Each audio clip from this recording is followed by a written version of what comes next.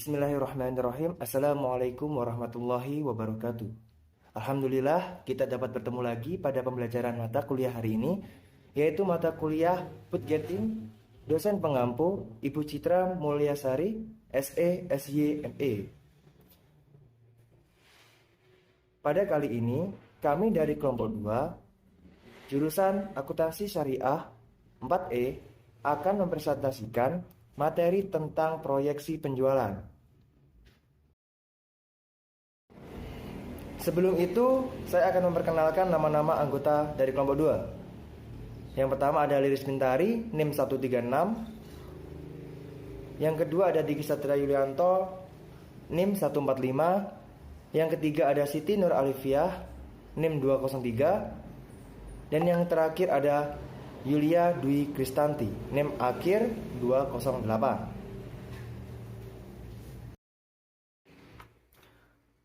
Bab yang pertama kita bahas adalah pengertian anggaran penjualan. Pada dasarnya anggaran itu merupakan sebuah rencana yang dinyatakan dalam bentuk kuantitatif pada periode tertentu, yang biasanya dinyatakan dalam periode tahun. Anggaran penjualan adalah rencana kerja perusahaan di masa mendatang pada suatu kurun waktu tertentu di bidang penjualan produk perusahaan.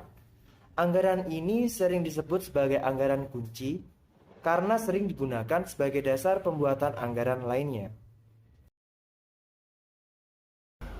Baik, kemudian yang kedua adalah konsep anggaran penjualan.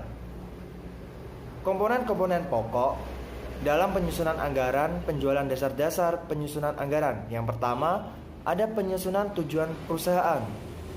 Yang kedua, menyusun strategi perusahaan. Yang ketiga, menyusun forecast penjualan. Dalam menyusun anggaran penjualan ada 3, yaitu yang pertama anggaran promosi dan advertensi. Yang kedua anggaran biaya penjualan. Dan yang terakhir rencana pemasaran. Berikutnya, faktor pertimbangan dalam penyusunan anggaran penjualan. Yang pertama, ada karakteristik pasar yang dihadapi perusahaan. Maksudnya, luas pasar yang bersifat lokal, regional, atau nasional. Keadaan persaingan monopoli atau persaingan bebas, kemampuan pasar untuk menyerap barang atau peluang pasar. Dan yang terakhir, keadaan atau sifat konsumen akhir atau konsumen industri. Yang kedua ada kemampuan finansial. Kemampuan membiayai riset pasar yang dilakukan, kemampuan membiayai usaha-usaha mencapai target penjualan, dan kemampuan membeli bahan mentah. Dan yang ketiga ada pertimbangan kondisi personalia. Jumlah tenaga kerja yang cukup atau kurang atau malah berlebihan.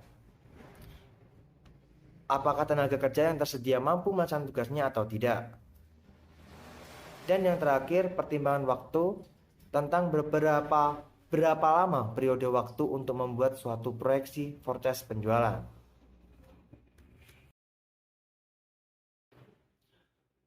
Kemudian ada teknik forecast penjualan. Forecast penjualan adalah teknik proyeksi tentang permintaan konsumen potensial pada suatu periode tertentu dengan menggunakan berbagai asumsi tertentu pula. Ada beberapa faktor yang mempengaruhi pembuatan forecast penjualan, di antaranya sebagai berikut. Yang pertama, sifat produk yang kita jual. Yang kedua, ada metode distribusi yang dipakai, baik langsung ataupun tidak langsung. Yang ketiga, ada besarnya perusahaan dibanding pesaing-pesaing kita. Yang keempat, ada tingkat persaingan yang dihadapi. Dan yang terakhir, data historis yang tersedia. Forecast penjualan mempengaruhi bahkan menentukan keputusan dan kebijakan yang diambil. Misalnya, kebijaksanaan dalam perencanaan produksi, kebijaksanaan persediaan barang jadi, kebijaksanaan menggunakan mesin, kebijaksanaan tentang investasi dalam aktiva tetap, rencana pembelian bahan mentah dan bahan pembantu, serta rencana aliran kas. Baik, selanjutnya yaitu teknik forecast penjualan berdasarkan perhitungan statistik, diantaranya sebagai berikut. Yang pertama yaitu analisis tren. Analisis tren ini merupakan model tren umum data time series dan untuk meramalkan. Analisis tren ini juga merupakan analisis yang digunakan untuk mengamati kecenderungan data secara menyeluruh pada suatu kurun waktu yang cukup panjang. Adapun langkah-langkah analisis tren diantaranya ada 4. Yang pertama yaitu menentukan jangka waktu. Yang kedua, mengumpulkan data. Nah, mengumpulkan data ini meliputi pergerakan harga di masa lalu dalam bentuk grafik maupun petunjuk dari tools analisis forex lainnya. Yang ketiga yaitu mendefinisikan posisi harga saat ini, dan yang terakhir yaitu memprediksi arah pergerakan harga di masa depan. Baik, selanjutnya yaitu ada manfaat analisis tren. Nah, manfaat analisis tren ini meliputi yang pertama untuk investor. Investor membutuhkan informasi yang akurat mengenai aktivitas maupun posisi keuangan perusahaan. Apakah pada masa mendatang menghasilkan laba atau malah menghasilkan rugi. Yang kedua, memberi pinjaman. Jadi, analisis tren ini memberikan informasi yang disediakan oleh perusahaan, khususnya keuangan, yang memungkinkan mereka untuk memutuskan apakah dana yang tertanam di dalam perusahaan dapat dibayarkan kembali tepat waktu oleh perusahaan atau tidak. Yang ketiga, yaitu untuk manajemen, dapat terbantu dalam hal bertanggung jawab, perencanaan, pengendalian, dan pengambilan keputusan berdasarkan hasil analisa. Selanjutnya yaitu ada beberapa metode yang digunakan dalam analisis tren ini, diantaranya sebagai berikut. Yang pertama, garis tren bebas. Garis tren bebas ini mempunyai kelebihan dan kelemahan. Kelebihannya adalah metode ini memberikan kebebasan penuh untuk menggambarkan garis tren berupa garis lurus yang diletakkan di antara titik-titik data asli. Sedangkan mempunyai kelemahannya yaitu sangat subjektif dan kurang sekali memenuhi persyaratan ilmiah sehingga jarang juga digunakan. Dan di situ sudah ada contoh dari garis tren bebas. Bisa dilihat penjualan makanan anak PT Persada tahun 2003 sampai 2007. Di situ ada jumlah penjualannya sebesar 2.100 sampai 2.320. Dan di sampingnya yaitu ada data yang dibuat dari titik-titik garis yang menghubungkan sehingga terbentuknya grafik seperti tersebut, seperti gambar tersebut. Dan yang kedua yaitu ada metode garis tren metode setengah rata-rata atau semi average. Metode ini membagi data menjadi dua kelompok yang sama besar. Persamaan garis trennya itu Y sama dengan A plus BX, di mana A adalah rata-rata kelompok dan B adalah rata-rata kelompok 2 dikurangi rata-rata kelompok 1 per N. N itu adalah jumlah tahun dalam kelompok 1 dan 2. Sementara X adalah jumlah tahun yang dihitung dari periode dasar. Di situ ada contoh dari data penjualan PT Makmur Persada tahun 2003 sampai 2018. Di situ bisa dilihat jumlah penjualannya yaitu atau bisa disebutkan dengan Y dalam jumlah unit. 2003 2100, 2004 2160, 2005 2240, 2006 2280, 2007 2320 unit, dan 2008 yaitu 2380 unit. Itu selanjutnya akan dijelaskan oleh teman saya. Dari contoh tabel yang sudah disajikan sebelumnya, kita dapat menentukan kelompok pertama dan kelompok keduanya. Untuk kelompok pertama, yaitu mulai tahun 2003, 2004, dan 2005. Untuk kelompok keduanya, mulai tahun 2006, 2007, dan 2008. Kemudian dari setiap kelompok tersebut, dicari rata-ratanya seperti tabel yang disajikan berikut. Untuk tahun 2003 jumlah penjualan Y dalam unit 2100. Tahun 2004 jumlah penjualan per unitnya 2160, tahun 2005 2240. Kemudian totalnya yaitu 6500. Kemudian pada tahun 2006 jumlah penjualan dalam unitnya 2280, tahun 2007 2320, tahun 2008 2380, totalnya 6980. Kemudian dihitung average-nya dari kelompok pertama, average yang didapat yaitu 2166,67. Untuk kelompok kedua, total average-nya 2326,67. Untuk X tahun 2003 sampai tahun 2005 yaitu min 1, 0, 1. Tahun 2006 sampai 2008 X-nya 2, 3, dan 4. Dalam pemberian skor X untuk metode semi average ini, yang menjadi acuan adalah kelompok pertamanya. Skor 0 itu diberikan pada data tengah kelompok pertama, data ganjil. Misalnya 0, min 1, min 2, min 3, dan seterusnya. Untuk data genap tidak melibatkan angka 0. Datanya berjumlah 4, maka skornya min 3, min 1, 1, 3, dan seterusnya. Kemudian penyelesaian perhitungan. A-nya yaitu 2166,67. Itu kita dapat dari kelompok pertama dikurangi sebelum A-nya itu 2166,67 yaitu kelompok pertamanya. Untuk B-nya itu pengurangan dari kelompok kedua dikurangi kelompok pertama, yaitu 2366,67 dikurangi 2166,67, kemudian dibagi 3 sama dengan 53,33, sehingga persamaannya adalah Y sama dengan 2166,67 ditambah 53,33 kali X.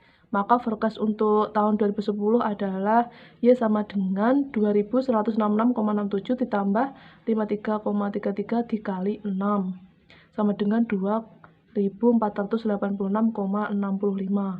Forecast tahun 2012 dan seterusnya sampai 2014.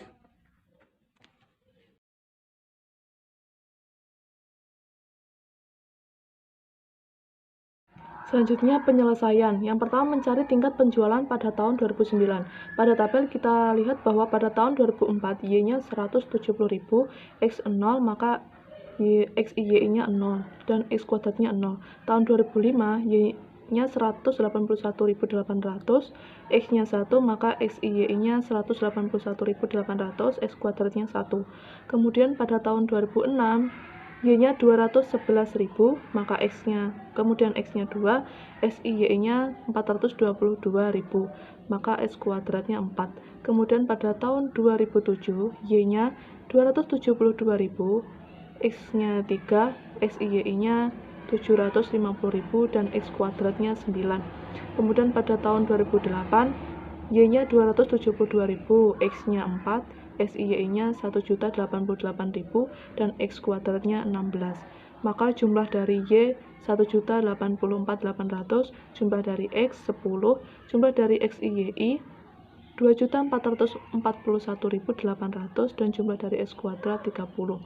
Persamaan pertama yaitu 1.084.800 sama dengan 5A ditambah 10B dikalikan 2 menjadi 2.169.600 sama dengan 10A ditambah 20B. Kemudian persamaan kedua 2.441.800 sama dengan 10A ditambah 30B dikalikan 1, maka tetap dan dikurangkan. Hasilnya min 272.200 sama dengan min 10B, maka B yang didapat yaitu 27.220. Kemudian B yang didapat itu disubstitusikan dan menghasilkan A yaitu 162.520 dan dimasukkan lagi ke Y aksen 162.250 ditambah 27.220 X. Jadi Y aksennya itu, maka untuk Y tahun 2009 tinggal mengalihkan 162.520 ditambah 27.220 dikali 5 hasilnya 298.620. Dan untuk Y aksen tahun 2010 162.250 ditambah 27.220. Selanjutnya garis tren matematis yang terdiri dari metode momen dan least square. Yang pertama metode momen. Metode momen ini penentuan tahun berada di awal data. Rumusnya yaitu Y sama dengan A ditambah BX. Sigma YI-nya sama dengan NA ditambah B sigma XI. Sigma XI kali YI-nya sama dengan A sigma XI ditambah B sigma XI kuadrat. Perbedaannya dengan metode semi average adalah pemberian skor X-nya. Pemberian skor X untuk metode momen ini skor 0 diberikan pada data pertama.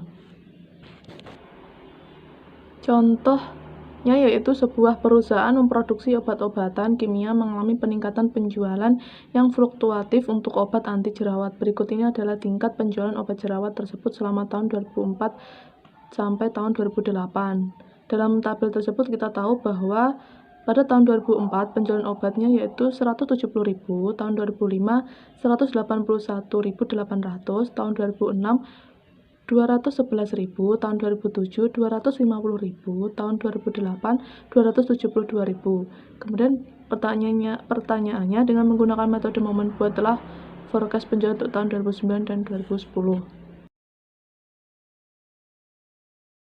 B. Metode least square. Metode least square ini yaitu penentuan tahun dasarnya berada pada tengah data. Rumusnya yaitu A sama dengan sigma Y dibagi N dan B sama dengan sigma XY dibagi sigma X kuadrat. Kemudian data genap, maka skor X-nya yaitu min 5, min 3, min 1, 1, 3, 5. Untuk data ganjil, maka skor X-nya yaitu min 2, min 1, 0, 1, 2. Contoh perhitungan dengan metode ini yaitu sebuah perusahaan yang bergerak dalam penyediaan makan bayi ingin membuat forecast penjualan makan bayi untuk beberapa tahun mendatang di daerah Jawa Timur dengan menggambarkan garis tren. Data penjualan tahun-tahun terakhir adalah sebagai berikut.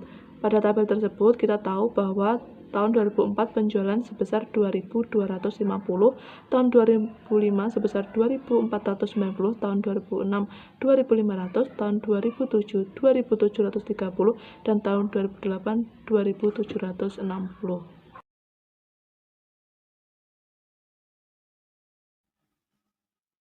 Berikut ini adalah penyelesaian dengan tabel least square. Terdapat tabel yang menyajikan tahun serta penjualan atau Y dengan bersamaan tren. Y sama dengan A plus BX, di mana A sama dengan sigma Y per N dan B sama dengan sigma XY per sigma X kuadrat, sehingga A sama dengan sigma Y per N sama dengan 12.730 per 5 sama dengan 2.546. B sama dengan sigma XY per sigma X kuadrat sama dengan 1.260 per 10 sama dengan 120. Persamaan trennya adalah Y sama dengan A plus BX sama dengan 2.546 ditambah 126X. Jadi untuk tahun 2009 diperoleh Y sama dengan 2.546 ditambah 126 dikali 3 sama dengan 2.924.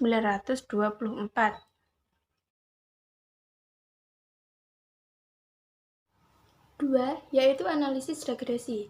Regresi itu sendiri adalah metode analisis yang digunakan untuk melihat pengaruh antara dua atau banyak variabel. Regresi digunakan untuk melihat bentuk hubungan antara variabel melalui suatu persamaan.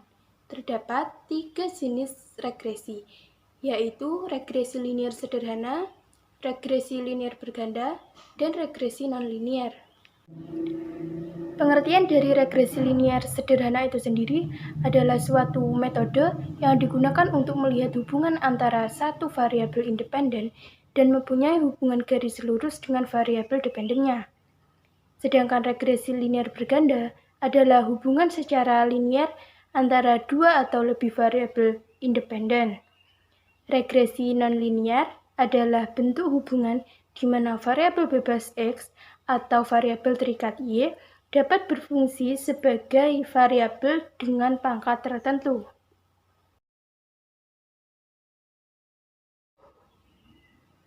Untuk selanjutnya, disajikan contoh soal yang dapat dipecahkan menggunakan regresi linier sederhana.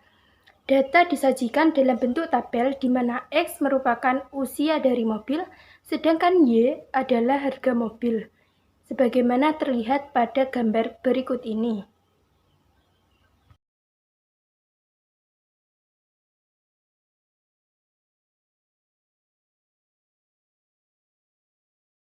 Tabel di atas menyajikan data dengan variabel X adalah usia mobil dan variabel Y adalah harga mobil. Hasil estimasinya adalah sebagai berikut, di mana sigma X sama dengan 58, sigma Y sama dengan 975, sigma XY sama dengan 4732, dan sigma X kuadrat sama dengan 326. SXX sama dengan sigma X kuadrat min sigma X kuadrat per N sama dengan 326 min 58 kuadrat per 10 sama dengan 20,182. SXY sama dengan sigma XY min sigma X dikali sigma Y per N sama dengan 4732 min 58 dikali 975 per 10 sama dengan min 408,909. B1 sama dengan SXY per SXX sama dengan min 408,909 per 20,182 sama dengan min 20,26. B0 sama dengan 1 per N dalam kurung sigma Y min B 1 sigma X sama dengan 1 per 10 dalam kurung 975 min 20,26 dikali 58 tutup kurung sama dengan 195,47. Sehingga persamaan regresinya menjadi Y aksen sama dengan 195,47 min 20,26X. Dari hasil estimasi yang diperoleh, dapat disimpulkan bahwa setiap umur mobil bertambah 1 tahun, maka harga mobil tersebut akan turun sebesar $2.026. Sekian presentasi dari kelompok kami. Jika ada yang kurang paham bisa ditanyakan. Mohon maaf jika ada kesalahan. Wassalamualaikum warahmatullahi wabarakatuh.